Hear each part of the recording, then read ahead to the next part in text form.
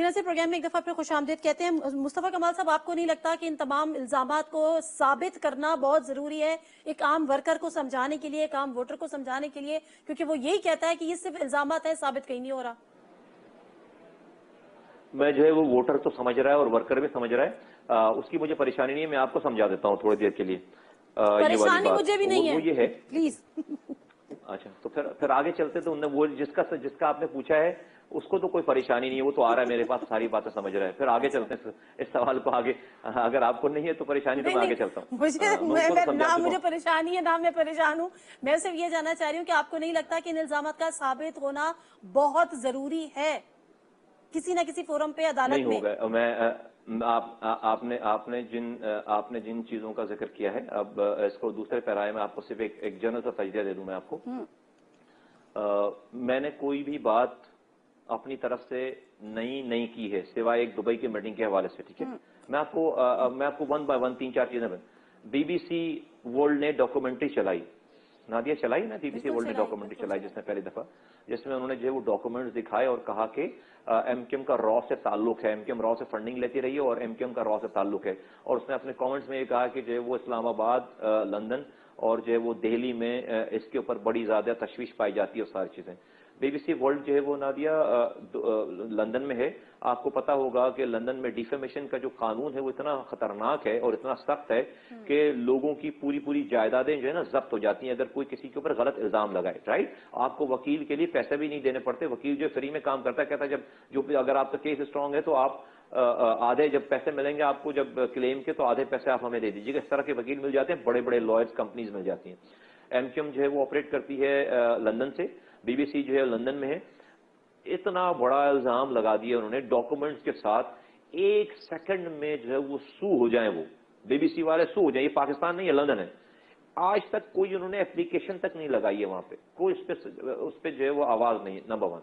Number 2 یہ کہ جو ہے وہ ٹی وی والے سرفراز مرچنٹ صاحب کے حوالے سے ایک پیپر دکھاتے ہیں جس کو اسکاٹ لینڈ یارڈ اون کرتی ہے، جس کا بیک گراؤنڈ یہ لکھا ہوا ہے کہ اسکاٹ لینڈ یارڈ بتا رہی ہے سرفراز مرچنٹ صاحب کو، وہ سرفراز مرچنٹ کا پیپر نہیں ہے، وہ اسکاٹ لینڈ یارڈ کا پیپر ہے جس کو اسکاٹ لینڈ یارڈ نے اون کیا ہے، ٹھیک ہے؟ 2 پیپرز آئے، ایک کو انہوں نے اون نہیں کیا جس کو میں بتاتا ہوں کہ اس پہ انہوں نے کیا ورڈنگ استعمال کیا، اور دوسرے پیپر کو اگلے دن انہوں نے اون کیا کہ یہ ہمارا پیپر ہے۔ اور اس میں اسکاٹ لینڈ یارڈ یہ بتا رہی ہے سرفراز مرچنٹ صاحب کو کہ انور صاحب، طارق میر صاحب اور الطاف حسین صاحب ہمارے پاس آئے تھے، انہوں نے ہمیں جو ہے وہ کنفیشنل اسٹیٹمنٹ دی ہیں کہ بتایا ہے کہ ہم را سے فنڈنگ لیتے رہے ہیں اور پاکستان کی کانسٹیٹیوشن کے خلاف کام کرتے رہے ہیں پاکستان میں، ہمارے پاس یہ معلومات ہیں آلریڈی، آپ کو ہم نے اس کیس میں بلایا ہے، اب آپ بتائیے سرفراز مرچنٹ صاحب کہ آپ اس بارے میں کیا جانتے ہیں۔ یہ بیک گراؤنڈ لکھ کر دے رہے ہیں جس کو اسکاٹ لینڈ یارڈ اون کرتی ہے۔ آگے بڑھتے ہیں، تیسرا پیپر آیا 8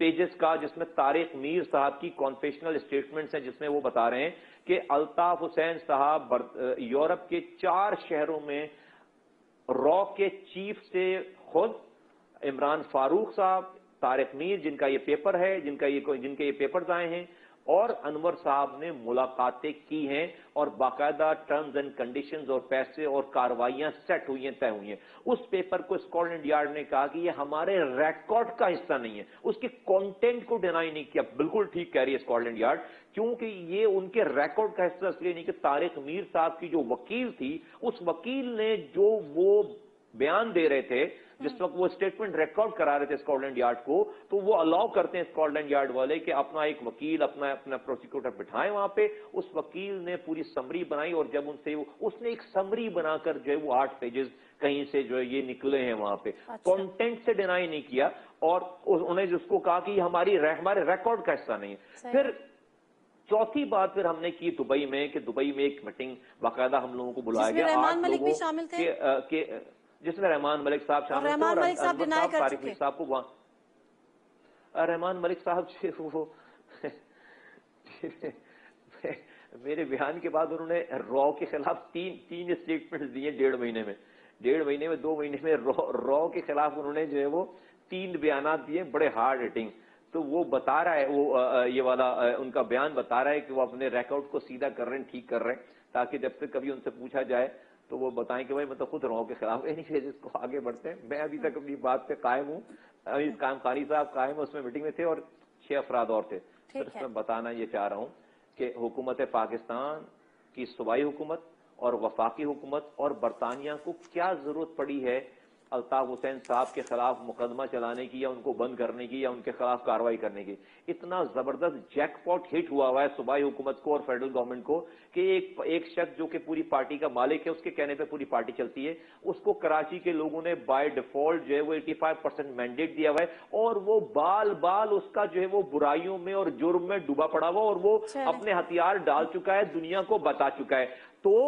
तो ऐसी पार्टी को डील करना, ऐसी पार्टी की मौजूदगी में तो सूबाई हुकूमत और प्रोविंशियल गवर्नमेंट को कोई प्रॉब्लम ही नहीं, इसलिए कि किसी भी जायज चीज पर वो आंख दिखाई नहीं सकते। जब जब वो आंख दिखाएंगे स्कॉटलैंड यार्ड जो है दरवाजा खटखटा रही होगी उनका और फिर वो दुबक के बैठ जाएंगे। कोई सुप्रीम कोर्ट में क्यों नहीं लेके जा नहीं रहा? नहीं होगा। मैं इसलिए लोगों को ये बता रहा हूं, ये नादिया, मैं इसलिए लोगों को ये बता रहा हूं कि देखो, हुकूमतों को तुम्हारे मरने से, तुम्हारे रॉक एजेंट बनने से, तुम्हारे गायब हो जाने से, तुम्हारे शहर के तबाह होने से कोई फर्क नहीं पड़ता। आप उनकी हुकूमत गिराने के लिए निकले, देखें आपको जो है रॉक एजेंट नहीं भी होंगे तो आपको बना देंगे वो। लेकिन पाकिस्तान के खिलाफ आप साजिश करें, कोई प्रॉब्लम नहीं है, हुकूमतों को ना टच करें। आप जिस तरह रावी चैनी चैन लिख रहा है कराची में, तो उससे हुकूमत सिंध को, और इतने देखिए ये एक नॉर्म है दुनिया की कि अगर आप जो है वो गिल्टी होंगे और किसी के आगे कॉन्फेस करके फंस जाएंगे तो फिर वो आपको एक जगह रखकर, आपके साइज में रखकर आपको चला रहे होंगे। कभी भी एमक्यूएम, वो तो चाहेंगे कि एमक्यूएम के कायद को कोई ऐसी दवा पिलाएं कि उनकी उम्र 200 साल और हो जाए और उनका मैंडेट इसी तरह से कायम रहे। उनको फिर शहर में किसी से कोई परेशानी की जरूरत नहीं है। अभी उनकी हेल्थ कैसी है अल्ताफ हुसैन साहब की? बहुत अच्छी है, बहुत अच्छी है। अभी तो डांस करके दिखाया उन्होंने चंद दिन पहले आप लोगों को। अच्छा, मुझे एक बात बता दें, बड़े क्विक क्वेश्चन है, बिल्कुल प्रोग्राम का वक्त बिल्कुल खत्म हो गया है। मुझे याद है जब आपसे पहले बात हुई थी और एमक्यूएम ने आपको ताना दिया था कि जी इन्होंने एक मकान खरीदा था, उसके पैसे ये वापस करें, आपने कहा था 50 लाख दिए थे, सूद समेत वापस करूंगा, कर दिए? मांगे ना ऑफिशियली जो है मुझसे मांगे ना, मैं जो है वो मैं मांगू, मैं तो इतना कुछ दे चुका हूं इनको, मैं तो इतना कुछ इनको दे चुका हूं, तो वो बोले कि जो है वो ये मुझे वापस करो, इधर उधर क्यों बातें करते हैं, जो बोले। अच्छा, आपसे ऑफिशियली मांगेंगे और आप दे देंगे, ठीक है? हाँ। अच्छा ठीक है। फिर जो है वो लेन देन दोनों होगा ना, सारा कुछ देना भी होगा और लेना भी होगा, सारा कुछ। अच्छा, अभी भी और कुछ लेना है आपने एमक्यूएम से? लगाए, ओहो सारी जिंदगी दे दी जो है वो, इनसे जिंदगी मांगेंगे अपनी वापस। अच्छा, ये बताएं कि आपने बताया था कि आप बैरिया टाउन में दुबई में मुलाजमत करते थे, मलिक रियाज साहब की मुलाजमत छोड़ दी है या छुट्टियों पे है? सैलरी आ रही है बैंक अकाउंट पे? वेल जो है वो मैं कंसल्टेंसी करूंगा जी, मैं इंशाल्लाह ताला कंसल्टेंसी करूंगा। मैं कंसल्टेंसी एक फर्म मैं बना रहा हूँ। नहीं, जॉब छोड़ दी है या छुट्टियों पे? वेल जॉब जो है वो डेफिनेटली मैं नहीं हूं तो जॉब छूट ही गई है, जाहिर सी बात है। मेरे ड्यूज वगैरह सारी चीजें वो तो जो मैं काम करके मैं तो अचानक आया हूँ, तो वो मुझे जो डेफिनेटली मुझे उसको वो लेना है, हो जाएगा सारा। लेकिन मैंने जो 3 साल वहां पे सर्विस की, लेकिन मैं कंसल्टेंसी करूंगा। मैं जॉब तो नहीं कर पाऊंगा, मुझे अपना डेफिनेटली अपना, मैं जागीरदार वडेरा हूं, चंदे में मैंने अपना घर चलाना नहीं है, फितरे ज़कात मैंने लेने नहीं है, खाले मैंने जो जवानी करनी, पार्टी तो आप चंदे पे ही चला रहे हैं ना? पार्टी चलेगी ना चंदे पे, मेरा घर तो नहीं चलेगा ना। ठीक है, अच्छा नहीं, पार्टी तो चंदे पे चलेगी ना, मेरा घर नहीं चलेगा ना। एक सेकंड मैं थोड़ी सी इसमें जो रोशनी डालूं। मेरा खाना, मेरा पीना, मेरा पहनना, मेरा ट्रैवल करना, मेरे ये चंदे पे नहीं चलेगा। हराम है 1 रुपए भी जो इसके ऊपर आए।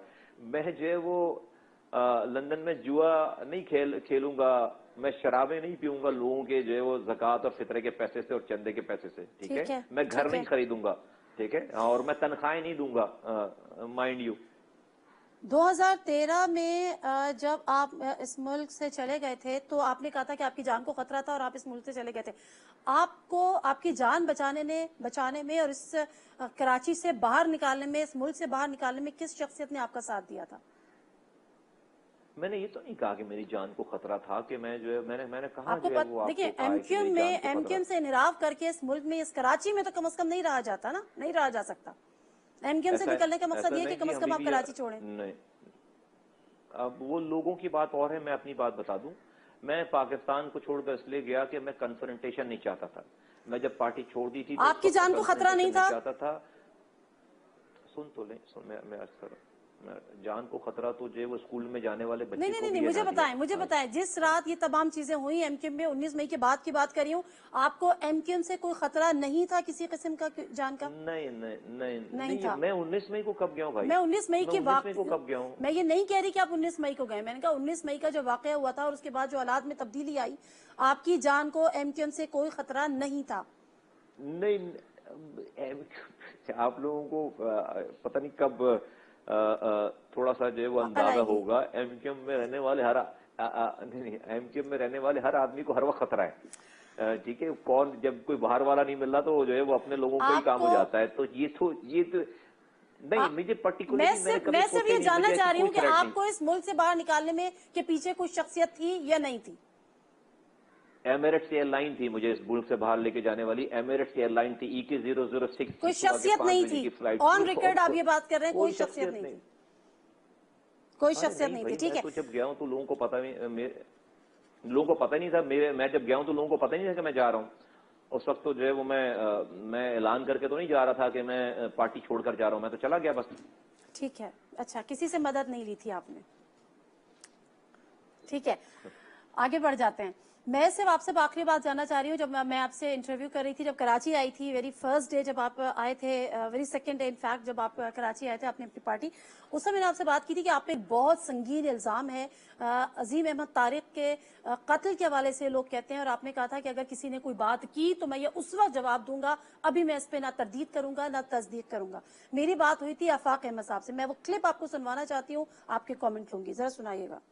मुस्तफा कमाल ही वो आदमी थे जिन्होंने जो बाहर से कत्ल करने के लिए लोग आए थे, कुंडी इन्होंने ही खोली थी।